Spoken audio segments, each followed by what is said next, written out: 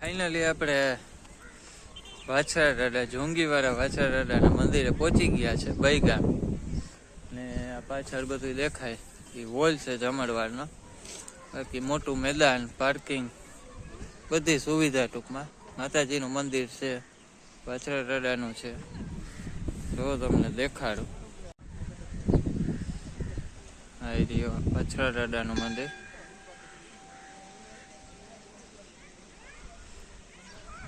અહીંયા છે માતાજી.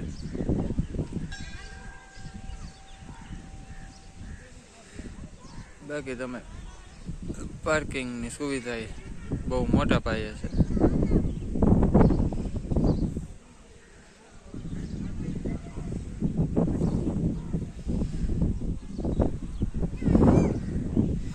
સામે જમણવારનો હોલ છે. બાકી હાલો મંદિરમાં આપણે અંદર જઈએ હમણાં.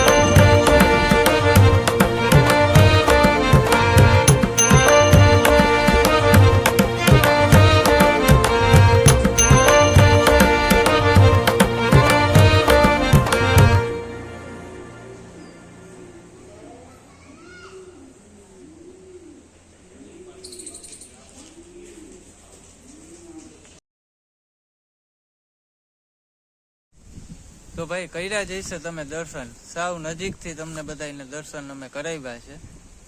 એમાંય ખૂબ મહેનત લાગે, પણ કાંઈ વાંધો નહીં. તો તમને બધાને ઘર બેઠા દર્શન થાય એ એક પુણ્યનું કામ છે અમારા માટે. તો બહુ સારામાં સારી જગ્યા, બહુ મોટી જગ્યા, વિશાળ, એમાં બધું બનાવેલું છે. ખાસ તો વૃક્ષો જાજા છે મારા પસંદગી, ફેવરિટ. કાંઈ પણ હોય આ બધી બાજુ વૃક્ષો જ છે, એટલે મને આ જગ્યા બહુ ગમે. હું અહીંયા લગભગ ત્રીજી કા ચોથી વાર આવ્યો જોંગીવાળા વાછરાદાદાએ. તો પરચાની તો આપણે વાત કરી તો પરચા તો અઢળક છે આને. આપણે તો કહીને કદાચ 2 કહીએ કે 4 કહીએ કે 5 કહીએ, એ ઓછા પડે એટલા પરચા છે. બાકી તો તમારી સાચી શ્રદ્ધા, કેવી તમારી શ્રદ્ધા છે એ ઉપર આધાર રાખે છે.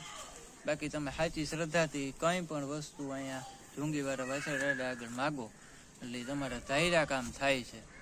એ ચમત્કાર છે, પરચો છે ટૂંકમાં. અને બાકી તો ઘણા એવા પરચા છે કે ઘણાને એવા અનુભવ થયેલા છે. તો એવું બધું છે. અને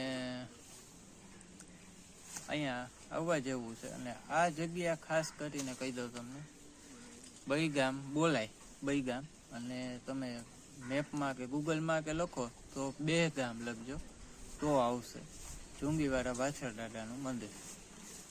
આપણે ખંભાળિયાથી દ્વારકા હાઈવે માથે છે.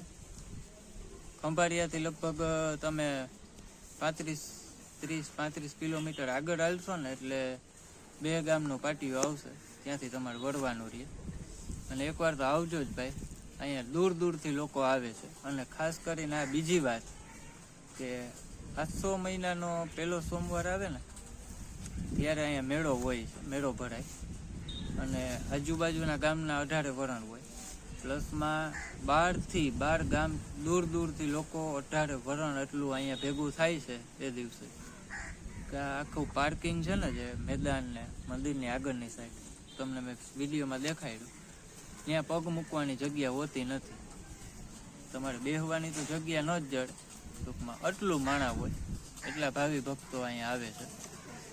બહુ સારી એવી જગ્યા છે અને ચમત્કાર પણ ઘણા લીધેલા છે વાછળ દાદાએ. તો આ વિડીયોનો આપણે હવે અહીંયા એન્ડ કરીએ.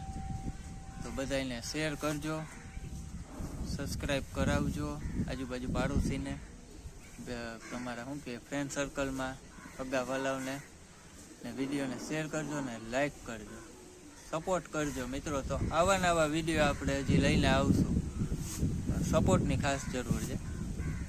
તો ચાલો મળીએ બધાને. જય વછરાજ, હર હર મહાદેવ.